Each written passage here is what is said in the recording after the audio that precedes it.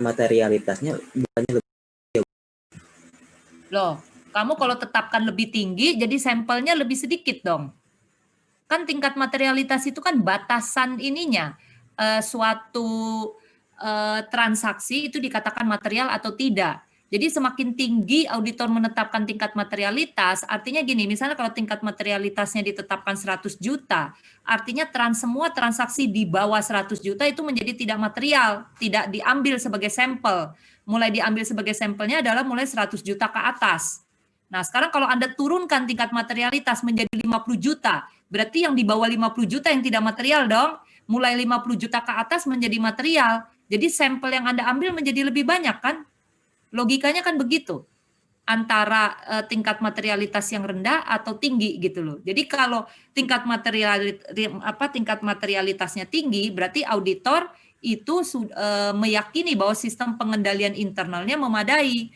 Kalau dia tidak memadai, berarti apa? Artinya sistem pengendalian internal atau SOP di dalam perusahaan itu tidak berjalan dengan memadai gitu loh. Jadi artinya ada kemungkinan terjadi apa? Salah saji kan, terjadi kecurangan, maka tingkat materialitas harus diturunkan gitu loh. Jelas, Roland? Iya, Bu. Terima kasih, Bu. Terus selanjutnya? Terus selanjutnya saya akan coba jawab pertanyaan dari Alvin.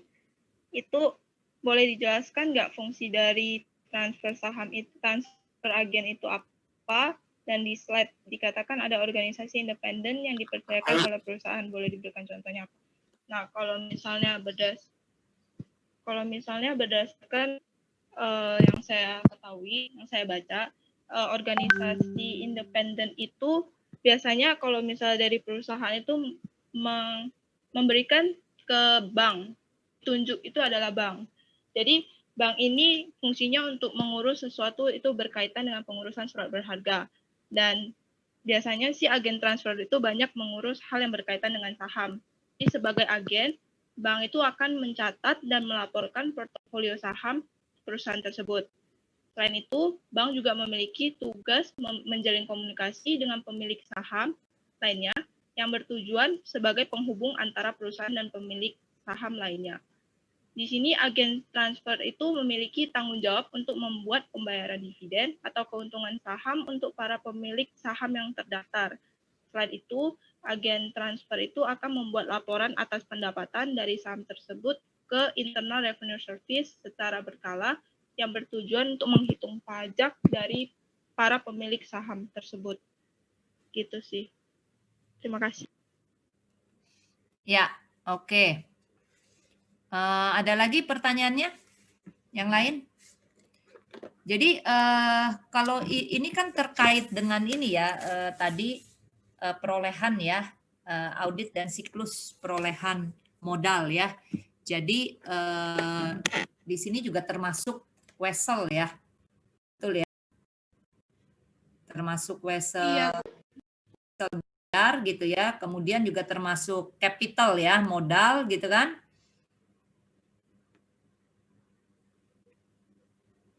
Gitu ya, termasuk apalagi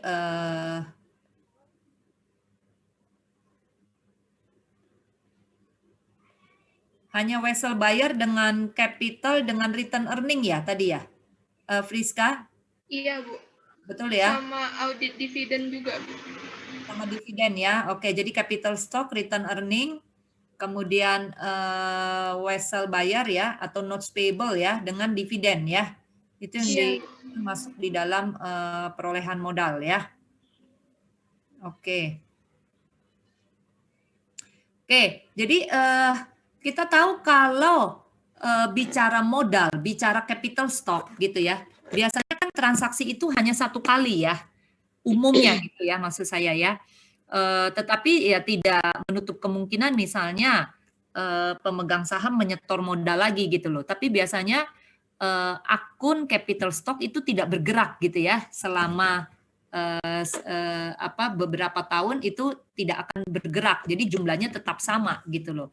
Jadi artinya apa? Transaksinya juga bukan transaksi rutin ya, yang setiap bulan ada pergerakan gitu loh terhadap capital stock gitu ya. Jadi harusnya nggak masalah untuk capital stock itu, karena pengujiannya juga cenderung lebih mudah ya, karena transaksi itu satu kali dilakukan gitu loh ya. Jadi pada saat perusahaan apa namanya menyetor modal gitu ya. Beda dengan return earning ya. Kalau return earning itu adalah saldo laba ya. Berarti dia adalah kumpulan transaksi, kumpulan laba atau rugi perusahaan selama mulai dari perusahaan berdiri sampai dengan saat ini gitu kan. Itu adalah return earning ya.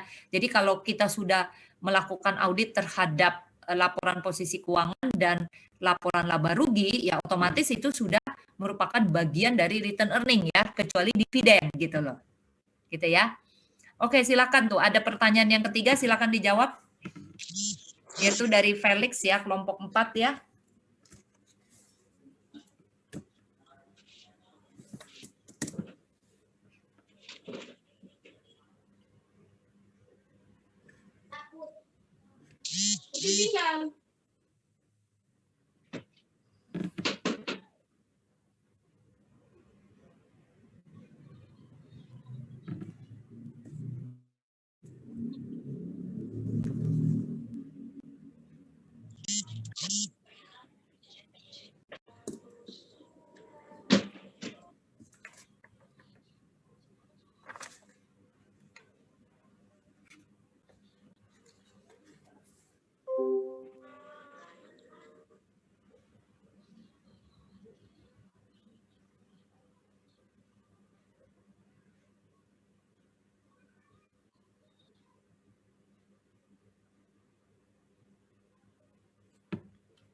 Halo, silakan. Friska, Kristi. Bentar ya Bu, lagi kami diskusiin. Oke.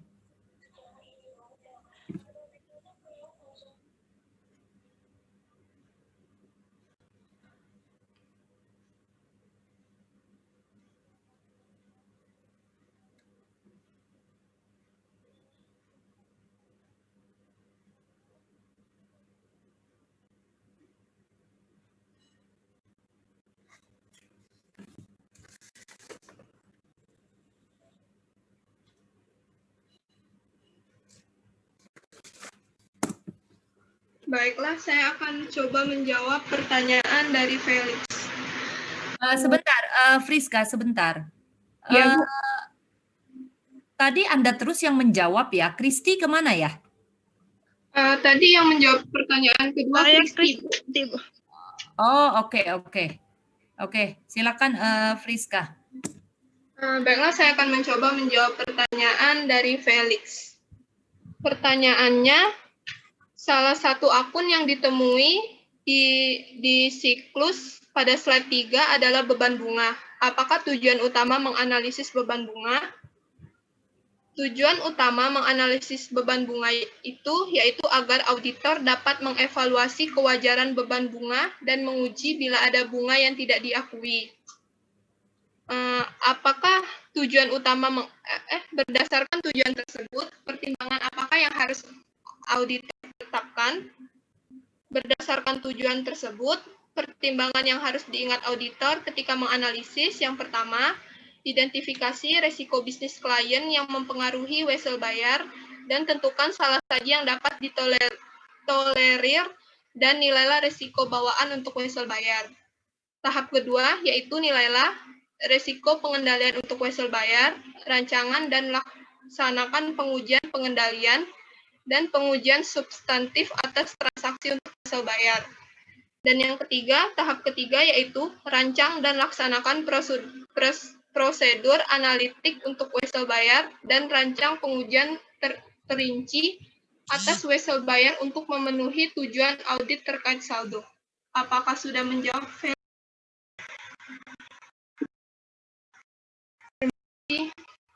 Ya, oke. Jadi memang kenapa beban bunga gitu ya itu harus apa sih pertanyaannya? Oh, tujuan menganalisis beban bunga ya, karena beban bunga itu kan muncul dari wesel bayar ya. gitu loh. Jadi kalau kita mengaudit akun wesel buyer ya sudah pasti kita juga harus menganalisis beban bunganya kan, interest expense-nya gitu loh. Jangan sampai nanti interest expense-nya itu kekurangan ya atau ketinggian gitu loh. Jadi biasanya auditor harus menganalisis ya, menghitung gitu loh beban bunganya gitu loh ya. Nah, apakah beban bunganya itu sudah dicatat dengan benar gitu loh ya. Oke, ada lagi yang mau bertanya? Karena memang untuk topik ini ya, untuk apa namanya beban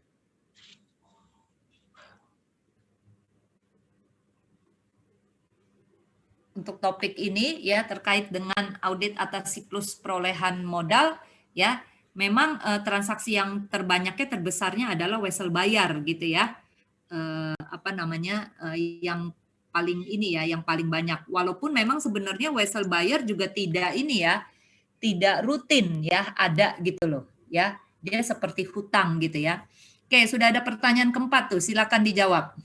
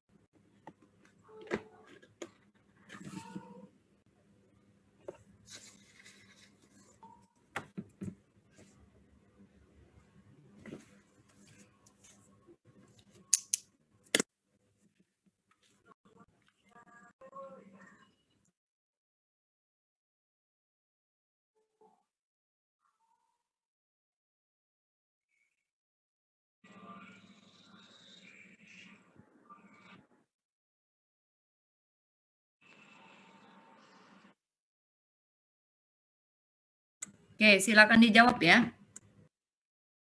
Dibuka aja slide-nya tuh, slide ke-11. Itu kan sebenarnya sudah ada ya di slide yang ke-11. Jadi Anda tinggal jelaskan lagi slide-nya. Juga sudah dijelaskan ya, mungkin Bonser tidak mendengarkan gitu loh.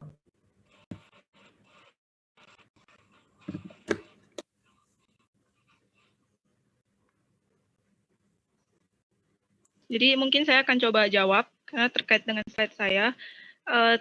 Pertanyaannya itu sebentar.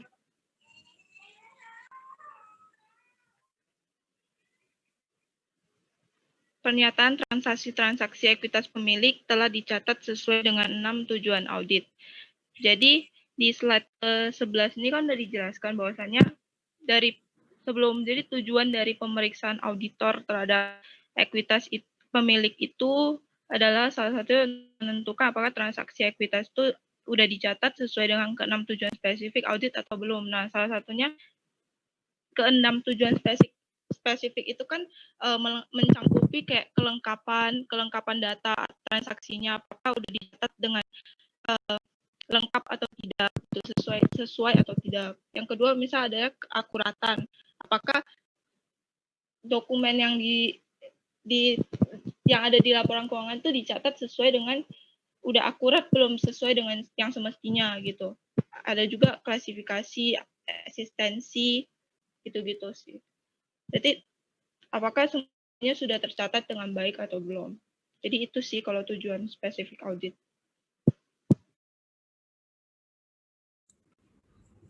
Ya. Jelas ya, Bonser ya? Oke.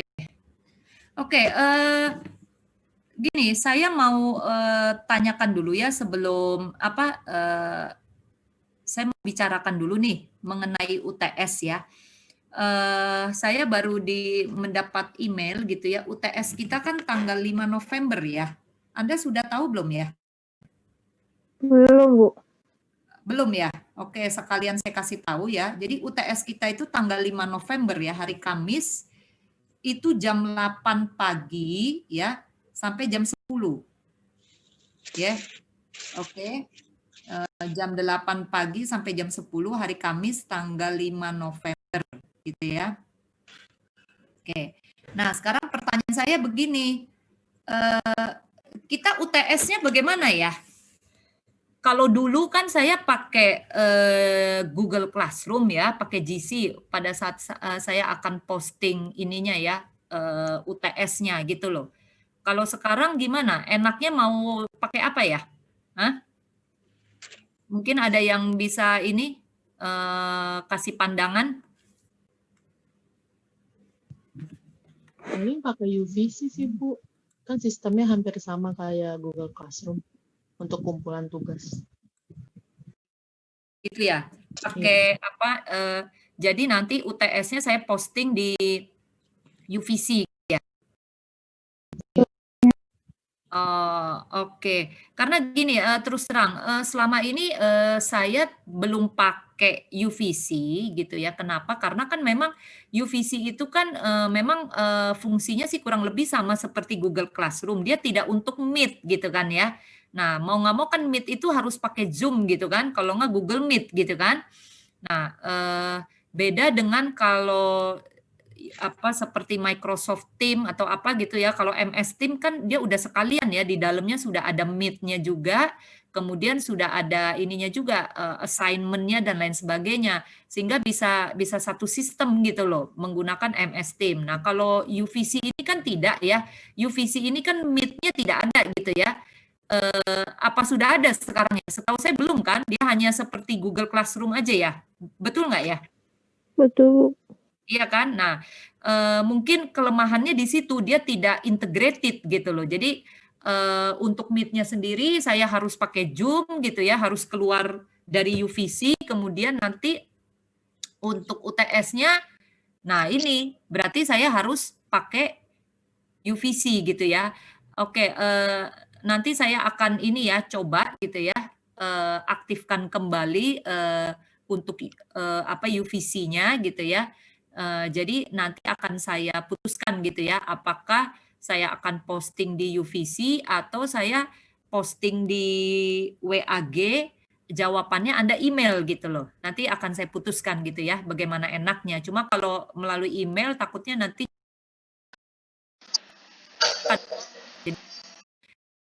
saya bukanya di satu sistem aja gitu loh. Contohnya seperti UVC gitu loh. Ya. Kalau dosen yang lain gimana? Menggunakan UVC atau bagaimana? Belum ada ini sih, Bu. Belum ada info untuk pengumpulan kalau UTS. Gitu ya. Kalau Anda dengan dosen yang lain, mata kuliah yang lain gimana? Apakah sudah menggunakan UVC atau belum? Sudah menggunakan sih beberapa untuk pengumpulan tugas. Oh, hanya untuk pengumpulan tugas saja ya. Oke, tapi untuk Meet-nya sendiri tetap masih menggunakan Zoom gitu ya. Nah, itu belum tahu, Bu. Loh. Enggak, maksud saya Meet-nya loh. Meet-nya tetap menggunakan Zoom atau bagaimana Anda dengan dosen yang lain atau tidak Meet gitu melalui Beberapa ada yang menggunakan Zoom, beberapa ada yang menggunakan Google Meet, Bu. Oh, begitu. Ada yang menggunakan Google Meet, ada juga yang menggunakan Zoom gitu ya. Oke. Oke. Mungkin ada juga beberapa yang tidak setiap minggu selalu ini ya, apa Zoom atau Meet ya, karena ada yang katanya melalui ini ya, rekaman segala macam gitu ya. Iya, Bu. Kayaknya. Nah, cuma permasalahannya begini. Kalau kita audit ya, kenapa saya tidak mau membuat rekaman gitu ya? Karena kalau membuat rekaman nanti interaksinya tidak terjalin gitu loh. Tidak ada interaksi gitu. Jadi tanya jawabnya segala macam kan menjadi ini ya. Tidak ada gitu loh. Makanya kenapa saya sukanya langsung Zoom gitu ya. Jadi supaya nanti kalau ada pertanyaan segala macam gitu ya, jadi bisa ada ini interaksi gitu loh. Ya. Oke, jadi nanti saya akan ini ya. Saya akan buka untuk UVC-nya ya. Saya lihat kemungkinannya gitu ya, bagaimana gitu ya. Oke. Kemudian dari ada yang bertanya lagi? Jadi saya mau nanya Bu, Iya, boleh silakan langsung aja ya. buat minggu depan, enggak buat nanya ke Ibu sih sebenarnya. Oh, buat pertanyaannya ke saya. Oke, Ya silakan. enggak, maksudnya buat minggu depan itu sebenarnya ada presentasi atau enggak ya Bu? Soalnya sesuatu kalau yang Ibu kasih ke saya itu yang daftar kelompok itu sih minggu depan nggak ada yang presentasi. Apa Ibu minggu depan emang sengaja dikosongin? Oh, oke. Begini, minggu depan itu kan tanggal berapa ya? Tanggal 23 ya? Betul kan? 21. Sorry, tanggal 21 ya. Hari ini kan tanggal 14 ya. Nah, berarti tanggal 21 itu memang kosong. Ya, betul. Itu sesinya saya nanti. Betul. Ya, jadi tidak ada presentasi. Gitu loh. Oh, gitu. Nah, kemudian kan Anda nanti mulai UTS-nya kalau nggak salah tanggal 26 ya? Betul nggak sih? 26 Oktober. Iya Bu, 26 Oktober sampai tanggal berapa? 6 November. 5 November. Oh, sampai tanggal 5 November. Oh, berarti kita di akhir dong ya, tanggal 5-nya ya? Iya. Dan kita di akhir ya, UTS ya, tanggal 5 ya. Iya, betul. Minggu depan itu sesinya saya. Ya, jadi saya nanti akan menjelaskan ya, akan merangkum ya pertemuan kita sebelum-sebelumnya karena minggu depannya kan sudah UTS Anda gitu loh. Ya. Jadi minggu depan itu akan saya yang ini nanti setelah UTS baru dimulai lagi dari kelompok 6. Gitu ya. Jelas ya? Jelas Bu. Terima kasih. Oke, mungkin kalau tidak ada pertanyaan lagi ya, mungkin hari ini saya akhiri dulu ya